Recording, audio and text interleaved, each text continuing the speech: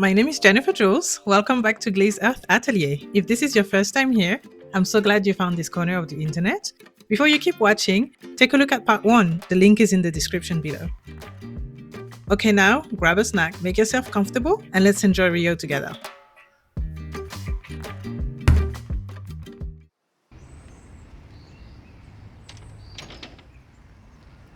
Day 5 in Rio.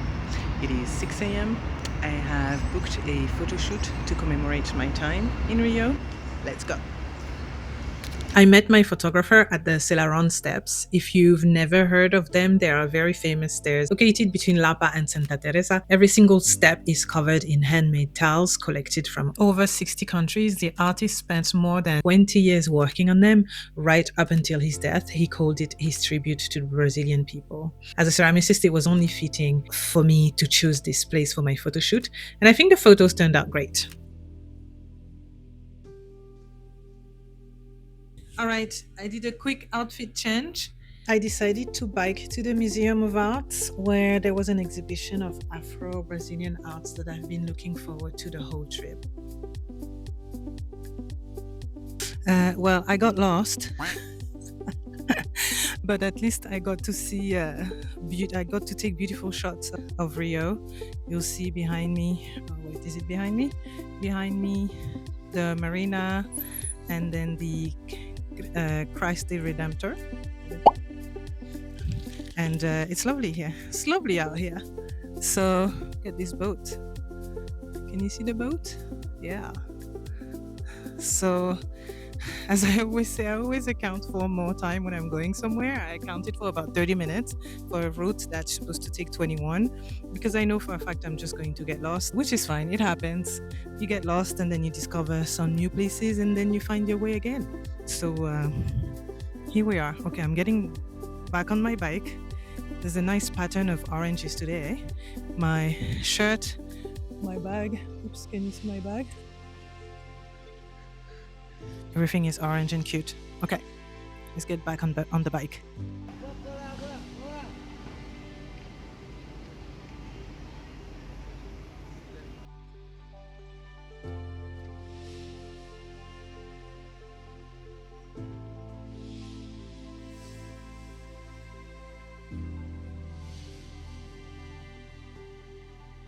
The exhibit focused on the link between Brazil and Africa, and it was really extraordinary. There were pieces from many Brazilian artists who tried to explain and illustrate their lives as Afro-Brazilians living in Brazil and how their culture and the African cultures inspired their work. There were paintings, sculptures, textiles. There was a room that was completely padded in a textile. I can't really explain what it is. And there were ceramics, obviously, and tiles that was very reminiscent of the Selaron steps, and the arts that, if you've ever been to Barcelona, you might recognize the Gaudi style of making art. And then there were paintings, abstract paintings. I got really interested in those two that were a representation of the capoeira Brazilian art, and it was full of texture and life and layers.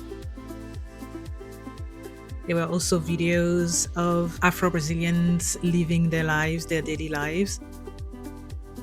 I walked through slowly, taking it all in. I was thinking about color and patterns and texture, and I came out of that museum feeling very inspired.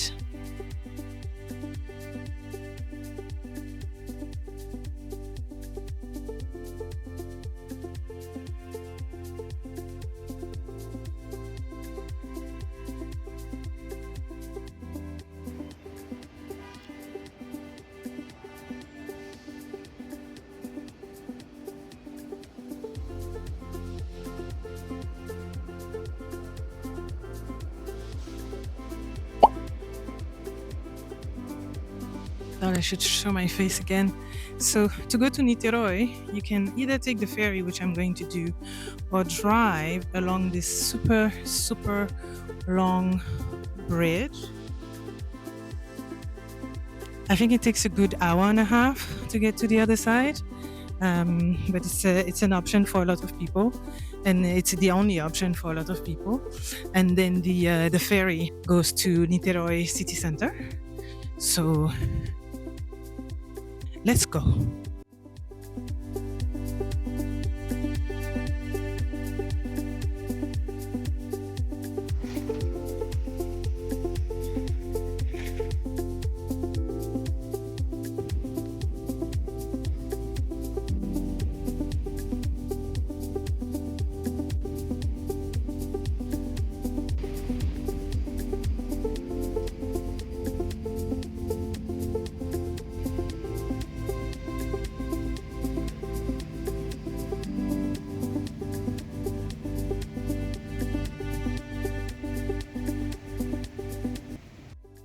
I've been trying to get on a bus almost every day in Rio. However, every time I try to catch one, it never shows up, or it's the wrong route. I think I have the wrong app. Anyway, in Niterói, I'm going to try and jump on a bus. I don't know exactly where I'm going, so I'm going to aim for the city center and downtown. Wish me luck.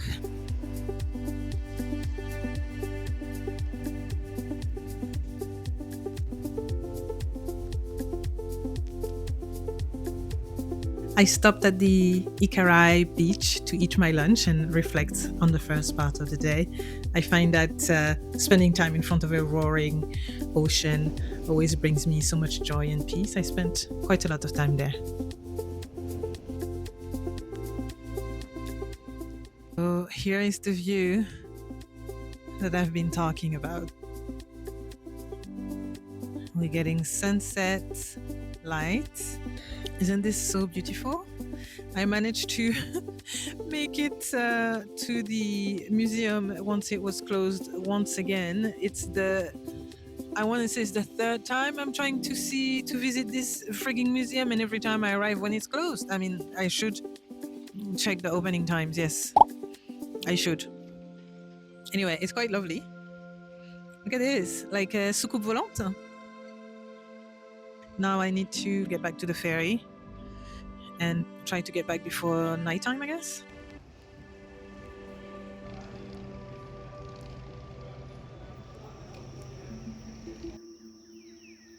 No need to check your sound. Your sound is not failing you. My mic didn't record anything I was saying, which is that for day 6 in Rio, we are doing a hike to Pedra da Gavea. For those who don't know what it is, it's one of the most challenging hikes in Rio. 3 hours uphill through the Atlantic rainforest to a massive granite summit with a view that is allegedly worth every single painful minute. So enough of all of this soundless miming. Let's just go.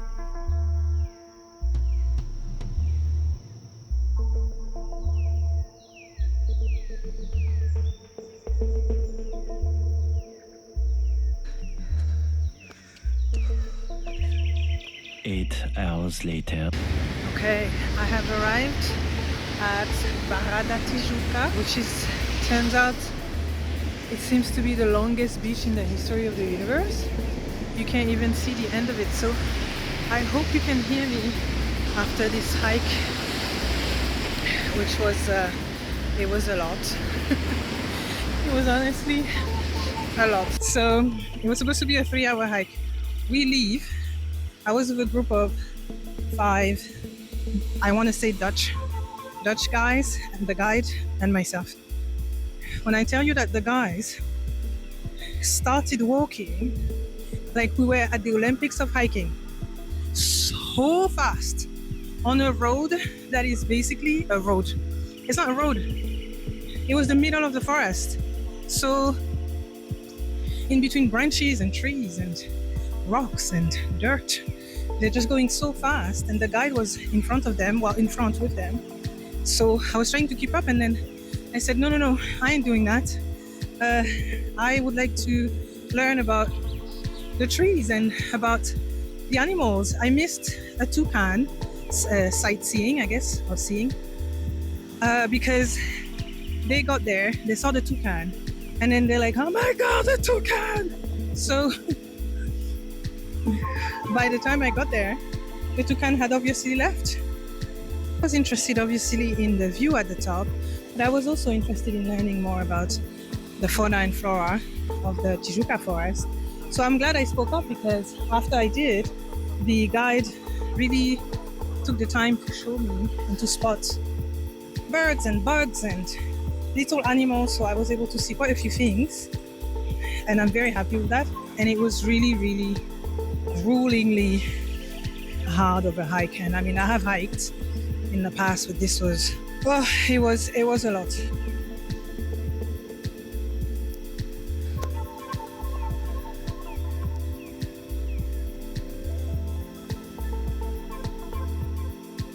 Thousands of years later.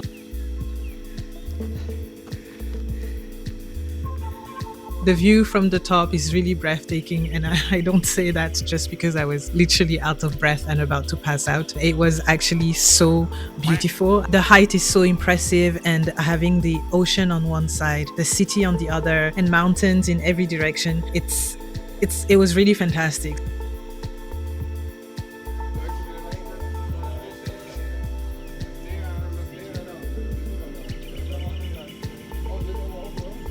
I had time to do a little photo shoot. I'm very glad that I made it.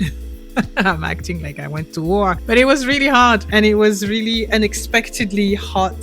So it was quite an adventure. We spent some time at the top. I had a snack and some water. The way down was much easier. The guide even took a detour to see a beautiful waterfall.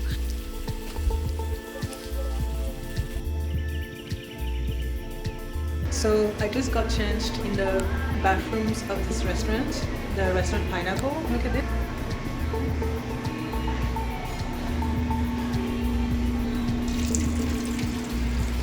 Original.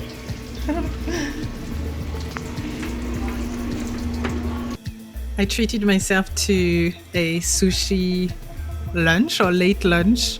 The plan was to journal a bit and then walk along the beach as far as I could.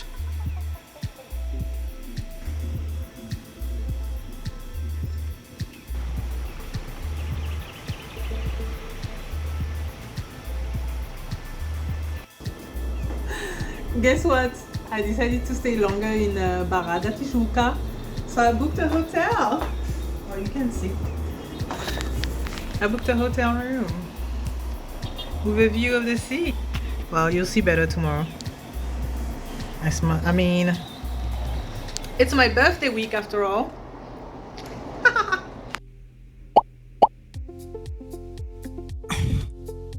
I just had the most delicious breakfast. I had read in the reviews that the breakfast at this hotel was out of this world fantastic. It may have been a reason also why I picked it. I love a good complete breakfast. So now I am just pre-packing. I got a chair. I got a big beach chair from reception, and I'm going to go to the beach until checkout time. The beach is right here. Let me show you. Look at that. Wow. I'm very happy that I decided to book this room. It was my birthday week. It's my last full day in Rio, and my heart is so full. I just really love this place. I fell in love back in 2022. We celebrated my sister's 30th. As a family, came to Brazil for 2 weeks. I loved it so much. I decided to stay for a month and a half. I was living in Argentina at the time. And then I came back the winter after, Argentinian winter that is, and stayed for 3 months, 4 months. And I had the best time. I had the best time. I was actually in the best shape because I would run along Copacabana and along Ipanema every morning. And I had like fresh fruit juices, and yeah, I think I love this place because it reminds me of the Caribbean. It's like the French Caribbean on steroids. You know, everything is bigger, wilder, but it's the same culture. It's the same type of fruits. It's the same type of nature. We have the same trees, and we have the same types of shrubs. And they have more exotic animals. Like we don't have toucans, and we don't have little monkeys in the wild, but we have a similar fauna and flora, I would say, and also a similar culture around the outdoor, around the beach, around music, around Black culture, around Afro-ness. Is that a word? I don't know. Anyway, I like it. And so I think that's why I feel so inspired here.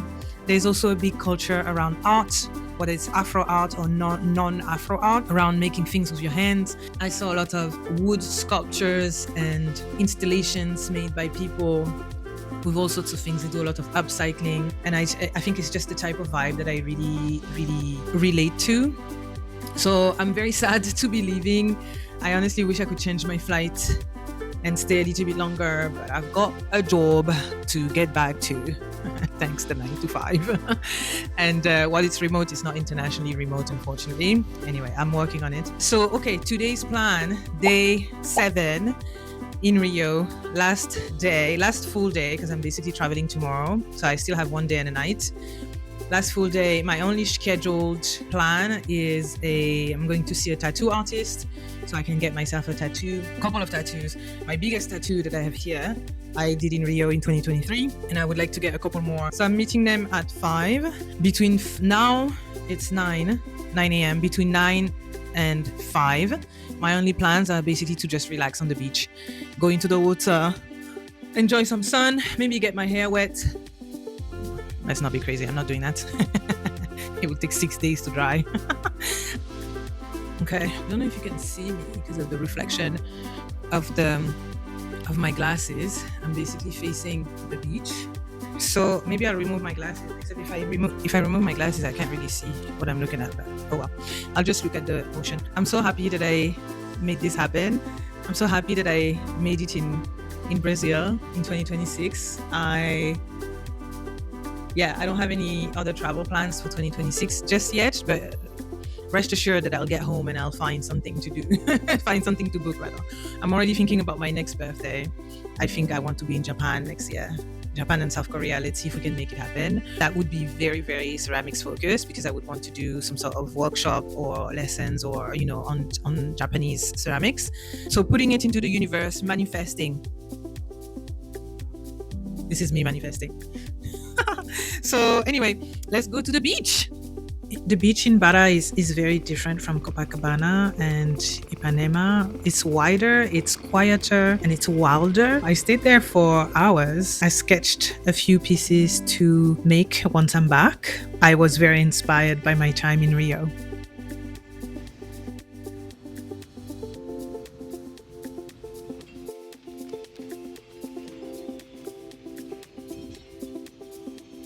And then I decided to visit the studio of a ceramic artist I had contacted on Instagram, because I wanted to buy a potter's apron or a clay prawn. I don't know. I'll put a photo here. Maybe you can see what I mean. But she makes them herself, and she was nice enough to welcome me into her space. I had a chance to observe some pieces made by Brazilian students. So that was a beautiful, beautiful afternoon. And then I got a couple of tattoos. I got the word artist written on my arm in French. It was very tricky to explain to my tattoo artist that I wanted the word normally written and then mirrored on the other arm, but we made it work. Day 7, last day in Rio. Last hours I guess in Rio. It's 5 a.m. I'm on my way to the airport. Bye, Rio. When you think it's over, it's never really over. Rio didn't want to let me go, and my flight was delayed by a good 4 hours. We had to do an emergency landing in Punta Cana to refuel. Was that a sign that I should have stayed in Rio, in the city that makes me feel so alive? Maybe.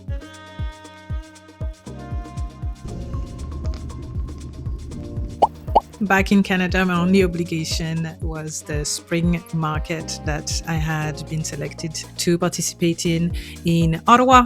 I sketched ideas for my table and ended up doing a version a little bit different, but I was very happy with how it turned out, and seeing all of my pieces out in the wild again is always such a joy. This market is one of those markets that I call a passive market, where people can roam free. I tried not to film people's faces, but I mean, it's a little bit hard. You can see all of the artists have their art available, and people can pick them up and then bring them to the cashier to buy them.